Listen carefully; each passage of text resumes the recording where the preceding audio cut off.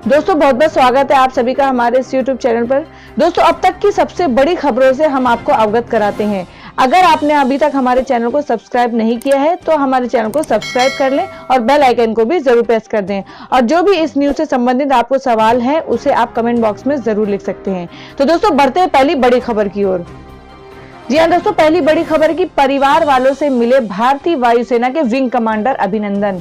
कहा बिल्कुल ठीक हूं, जल्द ही ड्यूटी पर लौटूंगा। तकरीबन 3 दिनों तक पाकिस्तानी कैद में रहे भारतीय वायुसेना के विंग कमांडर अभिनंदन वर्धमान कल देर रात वाघा अटारी बॉर्डर होते हुए भारत लौटे, जिसके बाद उन्हें दिल्ली लाया गया, जहां वायुसेना प्रमुख BS धनोआ ने उनसे मुलाकात की। जिसके बाद अभिनंदन ने परिवार वालों से मुलाकात की। इस दौरान उन्होंने कहा कि मैं बिल्कुल ठीक हूं और मैं ड्यूटी ज्वाइन करूंगा। अटारी वाघा बॉर्डर क्रॉस करते ही उन्हें वायुसेना के हेलीकॉप्टर से दिल्ली लाया गया। वायुसेना के नियम के तहत शनिवार को विंग कमांडर को डिब्रीफिंग और बग स्कैनिंग से गुजरना होगा। इस दौरान सेना और खुफिया एजेंसियों के अधिकारी उनसे पूछताछ करेगी। इसके बाद मेडिकल चेकअप होगा। भारतीय वायुसेना के नियमों के तहत उन्हें कुछ कड़ी परीक्षाओं से गुजरना होगा। रिसर्च एंड एनालिसिस विंग के लिए काम करने वाले वरिष्ठ IPS अधिकारी से बात हुई, जिसमें बताया गया कि अभिनंदन को वापस लौटने के बाद कई तरह की परीक्षाओं से गुजरना होगा।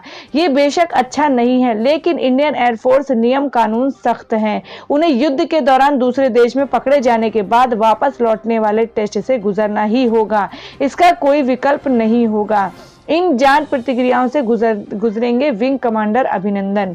शनिवार को उनसे डिब्रीफिंग होगी। इस दौरान वायुसेना के अधिकारी उनसे पाकिस्तान में बिताए वक्त को लेकर पूछताछ करेंगे। वायुसेना इंटेलिजेंस की डिब्रीफिंग बहुत दर्द देने वाली होती है। खास बात यह है कि वायुसेना नियमों के अनुसार यह अनिवार्य है। इसमें जाना जाता है कि दुश्मन ने कारावास के दौरान उनसे कौन सी जानकारियां प्राप्त की। इस बात का विश्वास दिलाना होता है कि दुश्मन देश की सेना ने उन्हें अपनी सेना में शामिल तो नहीं किया। इसके बाद विंग कमांडर को कई तरह से मेडिकल टेस्ट से गुजरना होगा। इसमें फुल बॉडी चेकअप शामिल है। फिर अभिनंदन की स्कैनिंग होगी। इसमें यह जानने की कोशिश होगी कि कहीं पाकिस्तानी आर्मी ने उन पर कोई बम तो नहीं फिट कर रखा है। विंग कमांडर का साइकोलॉजिस्ट टेस्ट भी किया जाएगा, क्योंकि वो दुश्मन की धरती पर अकेले पकड़े गए थे। उन्हें वहां बंदी के तौर पर रखा भी गया था। इस बात की आशंका है कि राष्ट्रीय सुरक्षा से संबंधित गुप्त जानकारियों के लिए उन्हें मानसिक और शारीरिक तौर पर प्रताड़ित किया गया हो, इससे उन्हें आघात लगा हो। यह पता करना जरूरी होगा कि उनकी मानसिक स्थिति फिलहाल कैसी है। इसके अलावा विंग कमांडर से इंटेलिजेंस ब्यूरो और रिसर्च एंड एनालिसिस विंग भी अलग से पूछताछ कर सकती है, हालांकि इसकी संभावना कम ही है।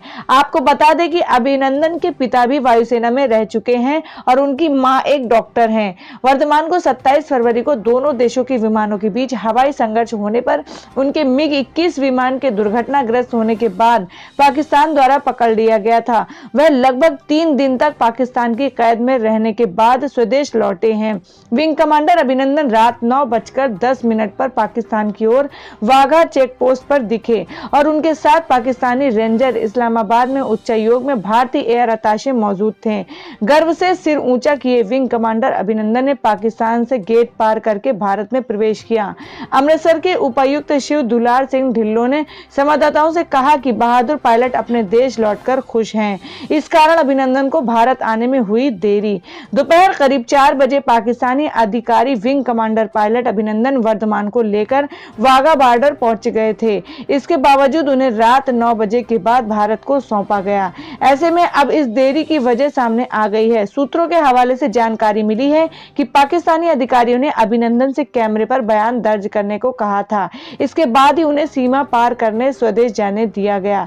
हालांकि अभी आधिकारिक तौर पर इस बात की पुष्टि नहीं हुई है।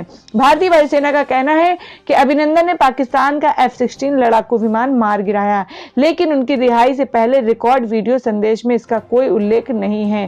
पाकिस्तान सरकार ने स्थानीय समय अनुसार रात 8:30 बजे पायलट का वीडियो संदेश स्थानीय मीडिया को जारी किया। इस वीडियो में अभिनंदन ने बताया कि उसे कैसे पकड़ा गया। एक सूत्र ने कहा उनका वीडियो संदेश रिकॉर्ड करने से उसे भारत को सौंपने में देरी हुई। जी हाँ दोस्तों, अगली बड़ी खबर है कि लोगों के जहन में उठा एक सवाल, आखिर कौन थी अभिनंदन के साथ वाघा बॉर्डर पर दिखी वो महिला।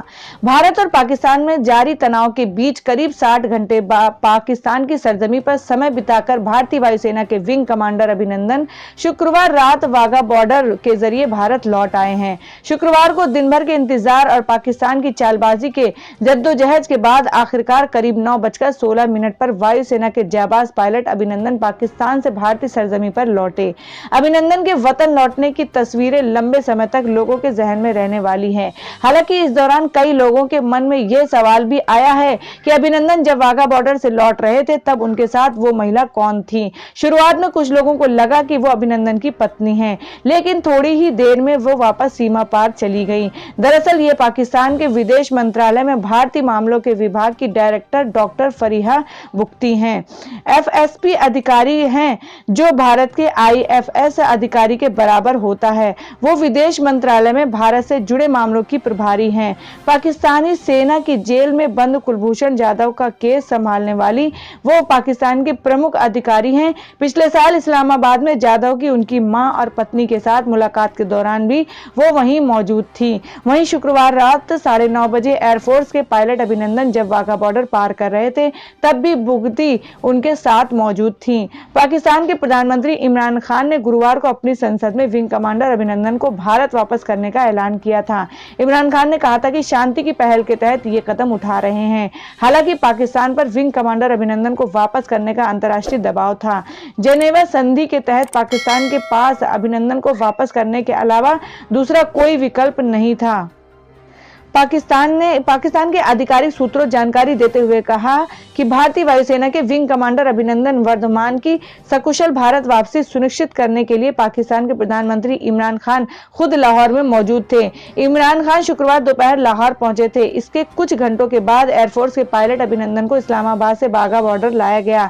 पाकिस्तान सरकार से जुड़े एक आधिकारिक सूत्र ने बताया कि इमरान खान के लाहौर आने के प्रमुख कारण यह सुनिश्चित करना था कि विंग कमांडर अभिनंदन को बिना किसी रुकावट के बीएसएफ के सुपुर्द किया जा सके। उन्होंने बताया कि अपनी लाहौर यात्रा के दौरान इमरान खान ने पंजाब के मुख्यमंत्री उस्मान बुज़दर और राज्यपाल चौधरी सरवर से मुलाकात की। उन दोनों ने भारतीय पायलट को रिहा करने के फैसले का स्वागत किया।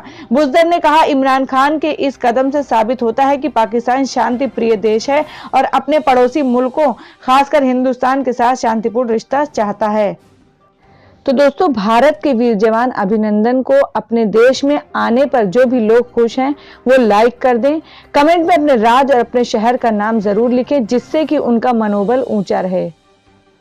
जी हाँ दोस्तों, अगली बड़ी खबर है कि पाकिस्तानी F-16 को देखते ही अभिनंदन ने साथियों को भेजा रेडियो मैसेज, ये मेरा शिकार है, इसे मैं निपटता हूँ। कल रात काफी इंतजार के बाद आखिरकार देश के वीर विंग कमांडर पायलट अभिनंदन भारत आ गए। वो पाकिस्तानी F-16 को LOC पार खदेड़ते हुए पाकिस्तान के कब्जे वाले कश्मीर चले गए थे। आपको बता दें कि जिस पाकिस्तानी फाइटर जेट F-16 को अभिनंदन ने टारगेट किया था उसे मार गिराने की कहानी बेहद दिलचस्प है। दरअसल पाकिस्तान के बालाकोट में आतंकियों पर कार्रवाई करने के बाद इंडियन एयरफोर्स अलर्ट पर थी। उन्हें इस बात का पूरा अंदेशा था कि पाकिस्तान इस पर कुछ हरकत जरूर कर सकता है। ऐसे में विंग कमांडर अभिनंदन वर्धमान बीते बुधवार सुबह अपने MiG-21 से 15,000 फीट की ऊंचाई पर उड़ रहे थे। तभी अभिनंदन की नजर भारतीय सीमा में घुसे पाकिस्तान के F-16 फाइटर जेट पर पड़ी। ये फाइटर जेट तकरीबन 8,000 फीट की ऊंचाई पर नौशेरा सेक्टर से दाखिल हुआ था। इसको देखते ही अभिनंदन तुरंत हरकत में आ गए और अपने साथियों को यह सिक्योर रेडियो मैसेज भेजा। बोले, इसे मैं खदेड़ता हूँ, ये मेरा शिकार है। इसके बाद शुरू हुई जंग। अब दोनों भारत और पाकिस्तान के फाइटर जेट आमने सामने थे। दोनों के बीच 86 सेकेंड तक लुका छुपी का खेल चलता रहा। टेक्निकल भाषा में कहें तो इसे डॉग फाइट के नाम से जाना जाता है। आपको बता दें कि पीछा करने की स्पीड उस वक्त हर 4 सेकंड में 1 किलोमीटर और 1 घंटे में करीब 900 किलोमीटर तक थी। दोनों एक दूसरे से लड़ते हुए आसमान में 26,000 फीट की ऊंचाई तक पहुंच गए थे। भारत के माहिर और बहादुर पायलट अभिनंदन ने हवा में भयानक तबाही मचाने वाले R-73 मिसाइल पाकिस्तानी जेट की तरफ दागा और F-16 मार गिराया। वहीं इसका फायदा उठाकर दूसरे पाकिस्तानी प्लेन ने अभिनंदन के जेट पर फायर कर दिया। फिर आ गए अभिनंदन के साथी पायलट। ये जंग चल रही थी कि इसी दौरान अभिनंदन के साथी भी आ गए और अपने सुखोई 30 MKI और मिराज 200 से दूसरे पाकिस्तानी F-16 को LOC के पार खदेड़ दिया।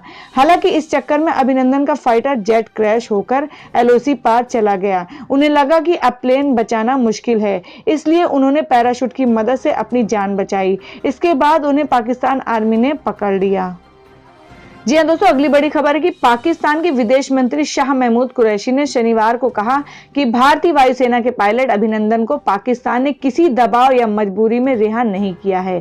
विंग कमांडर को पाकिस्तानी क्षेत्र के भीतर उनका MiG-21 विमान दुर्घटनाग्रस्त हो जाने के बाद 27 फरवरी को पकड़ा गया था। उन्हें शुक्रवार रात को रिहा कर दिया गया। कुरैशी ने बताया कि उन्हें रिहा करने के लिए पाकिस्तान पर ना तो दबाव था और ना ही कोई मजबूरी।